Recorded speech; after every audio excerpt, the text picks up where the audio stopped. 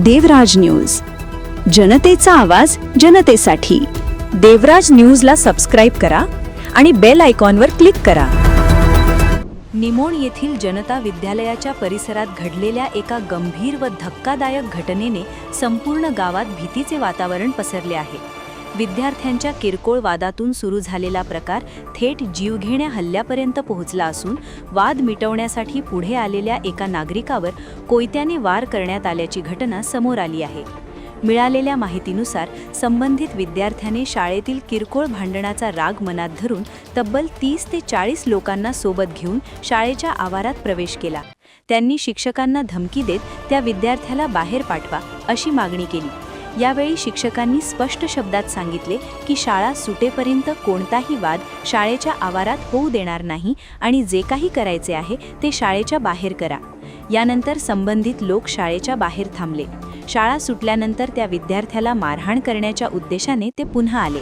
याच वेळी सुनील पिंपळे, राम मौजे निमोण यांनी परिस्थिती शांत करण्यासाठी आणि विद्यार्थ्यांचे प्राण वाचवण्यासाठी समजावण्याचा प्रयत्न केला। मात्र हल्लेखोर मद्यधुंद अवस्थेत असून त्यांच्या हातात कोयते व अन्य धारदार शस्त्रे होती। समजावण्याचा प्रयत्न करणाऱ्या सुनील पिंपळे यांच्यावरच हल्लेखोरांनी कोयत्याने वार केल्याने ते गंभीर जखमी झाले। या घटनेनंतर सुनील पिंपळे यांनी चांदवड पोलीस स्टेशन येथे तक्रार दाखल केली असून संबंधित आरोपींविरोधात गुन्हा नोंदवण्यात आला आहे। दरम्यान आज सकाळी ही वार्ता समोर आल्यानंतर मराठा विद्याप्रसारक संस्थेचे संचालक डॉक्टर सयाजी गायकवाड यांनी तातडीने विद्यालयात भेट देऊन घटनेची माहिती घेतली। त्यांनी शिक्षकांशी चर्चा केली असता शिक्षकांकडून विसंगत व उलटसुलट उत्तरे मिळाल्याचे देवराज न्यूजच्या निदर्शनास आले आहे। नाशिक जिल्हा हा कायद्याचा बालेकिल्ला असल्याचे पोलीस आयुक्त वारंवार सांगत असताना या प्रकरणात शासन काय निर्णय घेते आणि आरोपींवर नेमकी कोणती कठोर कारवाई होते याकडे संपूर्ण ग्रामस्थांचे लक्ष लागले आहे। या गंभीर गुन्ह्यात दोषींवर तात्काळ व कठोर कारवाई न झाल्यास गावकऱ्यांकडून तीव्र निषेध आणि आंदोलन छेडले जाईल असा इशाराही ग्रामस्थांनी दिला आहे।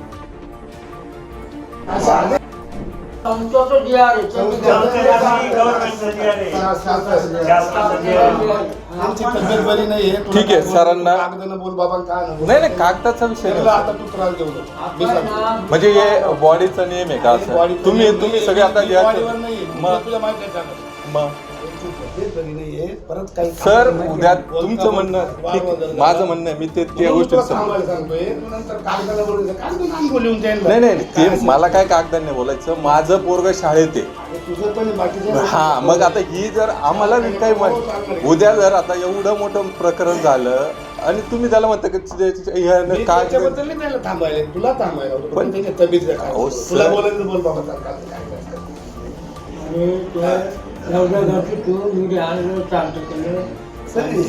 गर्दी होणारच ना ती जबाबदार पदावर आहे।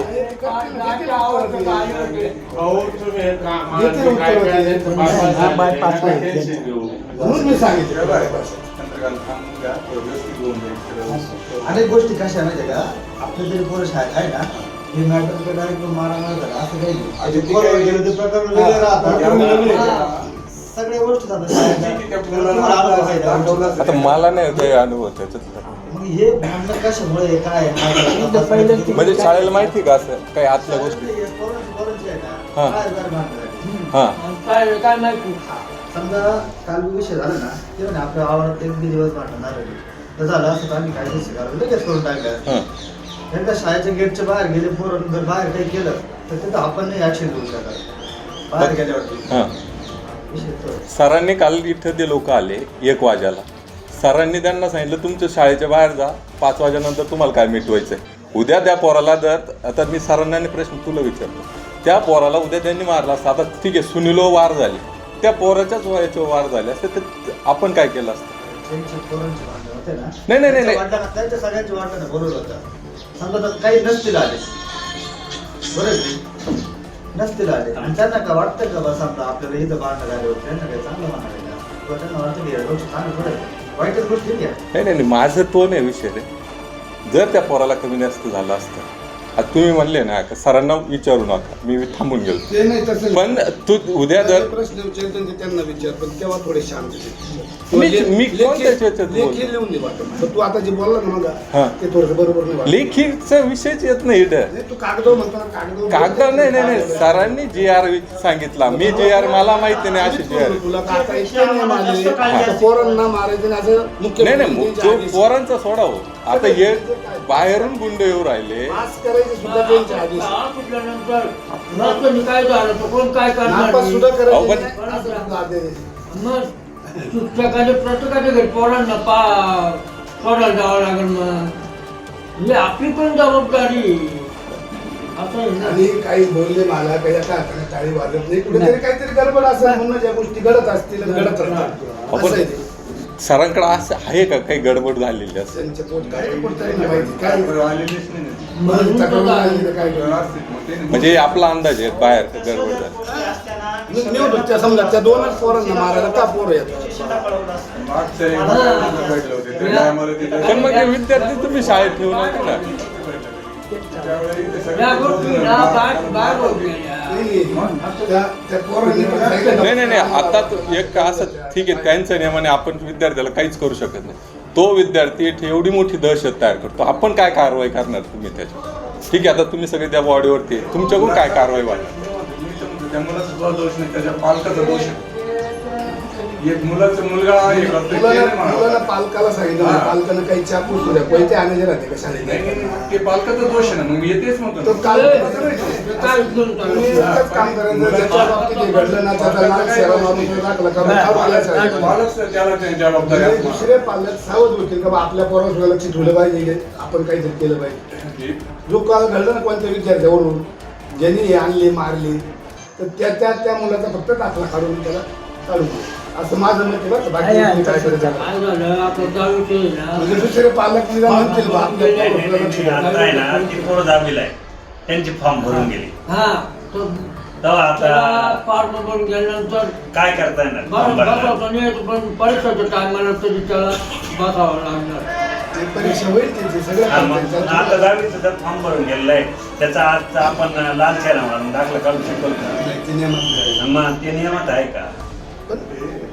म्हणण्याचा उद्देश एवढा झाला का त्यांना डायरेक्ट काढून टाकायला डायरेक्ट. नाही, नाही, ते रात्री काम करू.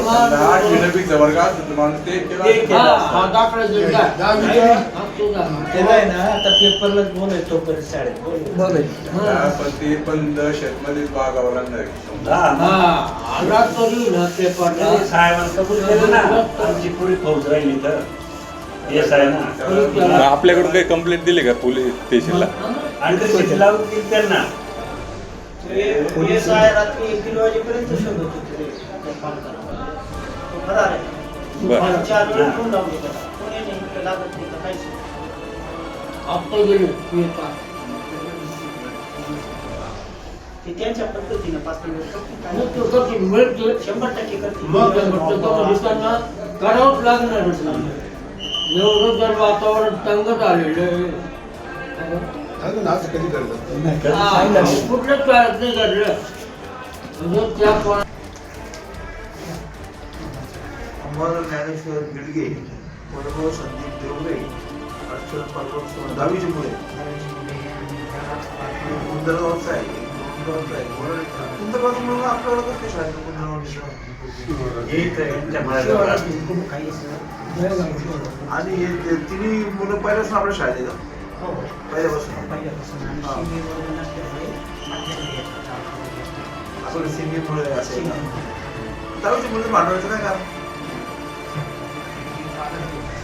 कोण गिडगे? हां. आणि 8 दिवसापूर्वी त्यांची भांडणं झाली. तुझी मॅडमचं वर्ष होती पुणे भेटून घेतलं. आणि पालक दिसतो. त्या दिवशी त्याचं मिटवलं. यांचं झालं. यांचं आणि कान पकडले तिन्ही बालकांनी आणि आपण नाही. मुलांचं काय वाटतं? मुलांचं काय वाटतं? टीसी घेऊन गेलं त्यांनी. मायाशी बोला ना, ते ठेवा ना. मायाशी बोला तो काय बोलतो. मुलांचं कशाला वाटतं? कोण तुम्हाला आईवडील शिवली करून खाणार. बरं, आणि मग मग पालकांना सांगितलं. त्यांनी पालकांना मग सांगितलं. पालक शाळेत आले. नाही, शाळेत कोणीच नाही आलं. त्यांनी काल दुपारी आले होते पालक. मुलांना पाठवलं. मुलं परीक्षा देत आहेत नंतर पास हो ते घरी गेले त्या रविवारी का मला परीक्षा देत होत्या म्हणजे परीक्षा इथं पण भानगडी झाल्या मुलांच्या. हो हो त्या दिवशी झालं.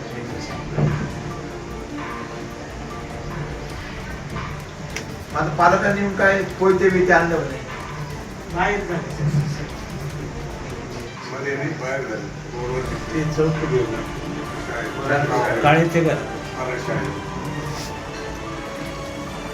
कारण का ना 3 रजिस्टर करणार 3 विद्यार्थी. दहावीचे फॉर्म भरलेले. हा?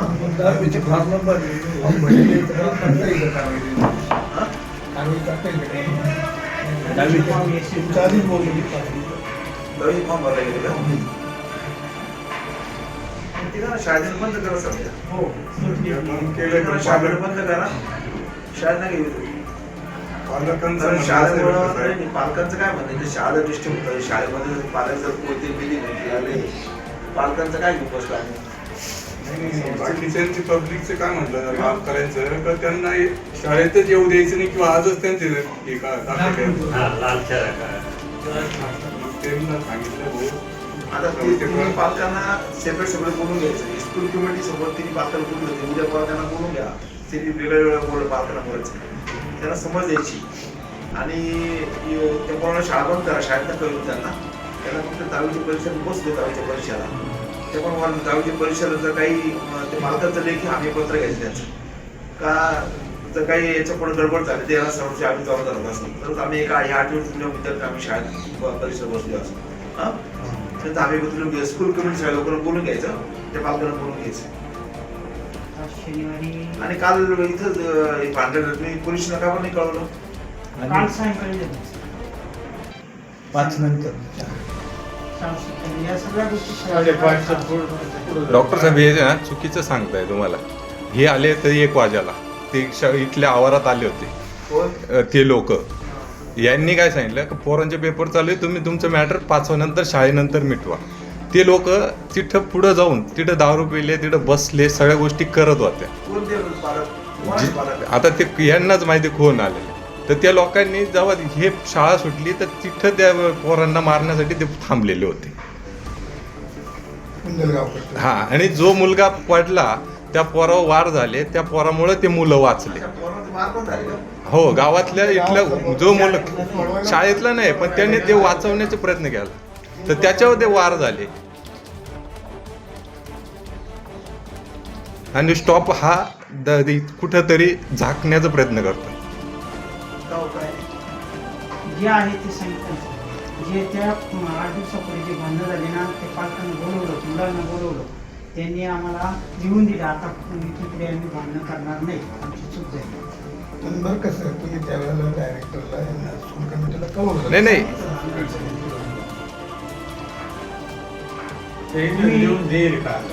तुम्ही त्या दिवशी गेलेले कोर्समध्ये काय करते रे तीच गर्दी होती ती मिळून आम्ही अरे मी विचारलं म्हणून तू सांगितलं मला राजा. मी विचारलं काय करते? म्हटलं होईल मीटर असं काय एवढं शालेय समिती तुम्हाला शालेय समितीला बोलून घ्यायचं मला सांगायचं.